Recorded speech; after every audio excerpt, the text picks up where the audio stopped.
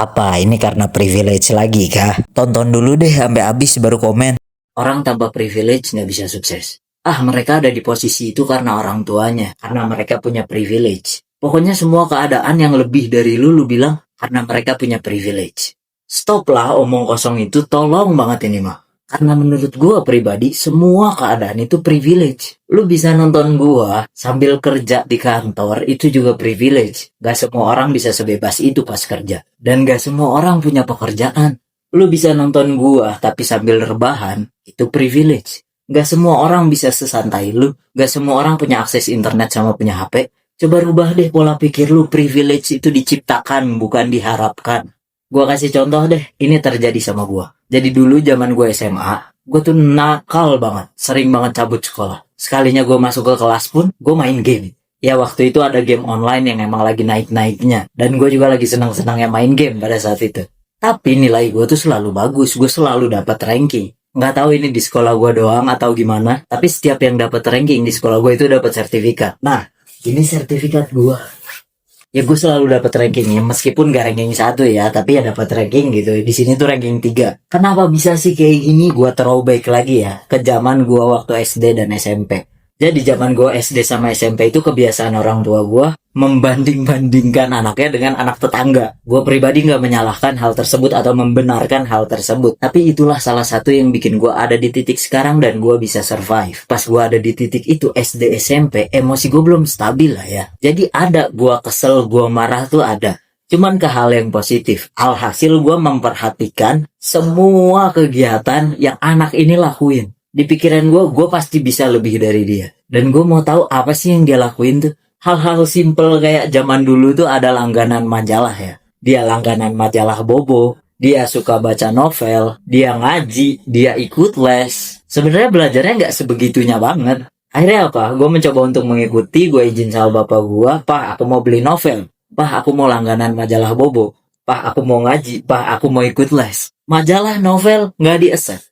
Buat apa? Beliau bilang gitu. Alhasil karena gue pengen mengikuti apa yang dia lakukan, gue mainlah sama dia. Karena gue juga dititipin kan sama orang tuanya pada saat itu, karena kedua orang tua gue kerja. Gue minjem novel-novel yang udah dia baca. Gue baca juga. Terbitan majalah-majalah Bobo yang udah lama, gue baca juga. Oh ternyata seru ya baca. Nah mulai dari situ gue suka baca. Gue sukalah minjem-minjem novelnya dia. Nah abis itu les sama ngaji kan.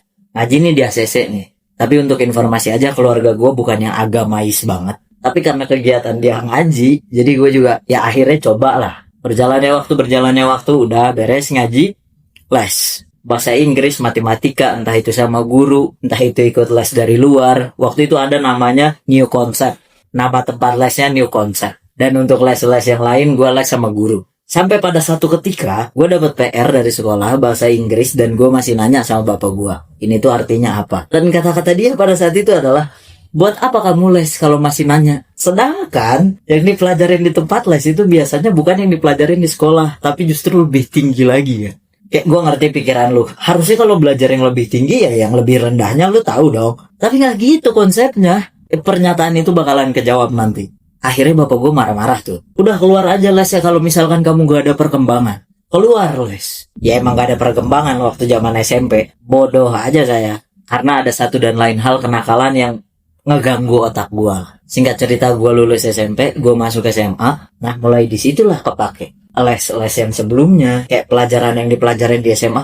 Gue udah tahu ini. Jadi gue ngerasa kayak, ayo udahlah main game aja. Ayo udahlah cabut aja. Pokoknya ada satu waktu di SMA gue tuh sampai cabut 1 bulan. Gak masuk tuh 30 hari lah. Dan gue juga aktif di organisasi ya. Jadi pas ngambil rapot ketika ditanya kenapa gak masuk 30 hari, gue bilang aja dispen. Ya organisasi kalau seandainya ada event kayak gitu kan suka dispensasi ya. Gue merasa oke-oke aja toh nilai gue bagus dan gak diomelin juga. Mau diomelin gimana, gue aktif organisasi, nilai gue bagus, nyumbang piala ke sekolah. Rugi dong kalau dia ngeluarin gue, kalau dia ngomelin gue. Sedangkan di satu sisi ada teman gue yang cuman tidur di kelas, dihukum, hormat bendera, seharian penuh. Jadi lu paham gak maksud gue kalau privilege itu diciptakan bukan diharapkan?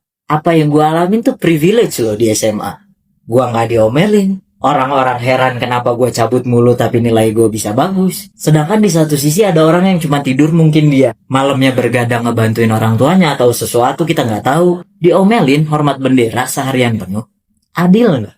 Tapi apa yang gue dapat, gue ciptakan nggak? Dan orang kadang-kadang cuma ngelihat enaknya aja. Ah, dia mah emang pinter, mau badal kayak gimana juga nanti hasilnya nilainya bakalan bagus, makanya nggak diomelin. Padahal dia nggak tahu cerita-cerita sebelumnya tuh kayak gimana gitu kan. Oke, gue kasih contoh lain deh. Lu kerja di percetakan, karena sekarang gue kerjanya lagi di percetakan dan gue usaha juga di bidang percetakan. Biar satu jalan gitu. Ada 3 orang nih, bagian desain.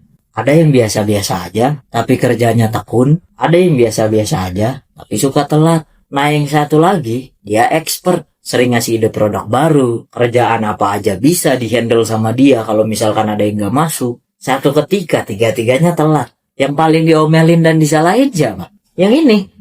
Yang biasa-biasa aja tapi dia telat. Udah mulai masuk belum sih? Jadi stop lalu bilang kayak, dia mah punya privilege. Dia mah privilege. Pertama, semua kondisi itu privilege. Kedua, privilege itu diciptakan bukan diharapkan. Tergantung gimana perspektif lu terhadap itu. Dan buruknya jangan sampai ini terjadi. Karena lu memandang orang lain, dia mah punya privilege, makanya dia sukses. Jadi lu gak melakukan apa-apa. Dari cerita gua tadi aja, lu tuh sama kayak orang yang bilang, dia mah pinter, jadi mau senakal apapun juga nanti hasilnya nilainya bakalan bagus, makanya gak diomelin. Lu sama kayak orang-orang yang ngomong gitu. Tapi apakah gua pinter? Enggak juga, karena gua udah mempelajari itu sebelumnya. Makanya gua tahu dan gua bisa. Tapi orang kan memandangnya, dia mah pinter, padahal gak pinter-pinter banget juga. Lu gak pernah tahu orang yang punya privilege ini, dia kerja sekeras apa, dia mikir sekeras apa. Atau mungkin privilege dari orang tuanya. Orang tuanya berjuangnya sekeras apa, lu juga gak tahu kan. Dan lu bisa kasih pendapat, dia mau punya privilege, itu juga privilege loh. Pertama, lu santai banget.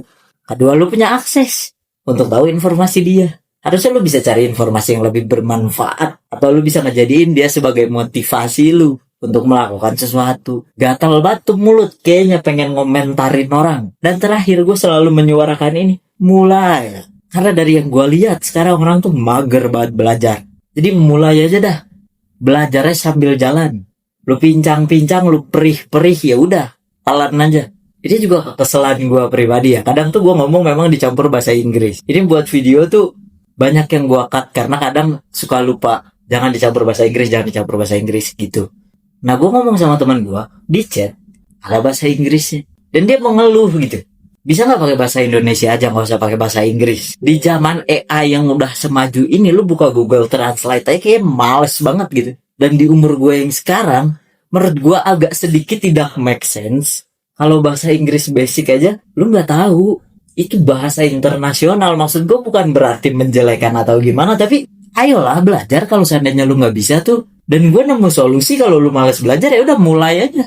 Apapun yang mau lu lakukan mulai. Lu mau jatuh, lu mau jungkir balik, ya udah rasain perihnya. Itulah belajar lu berarti. Udah begitulah bos.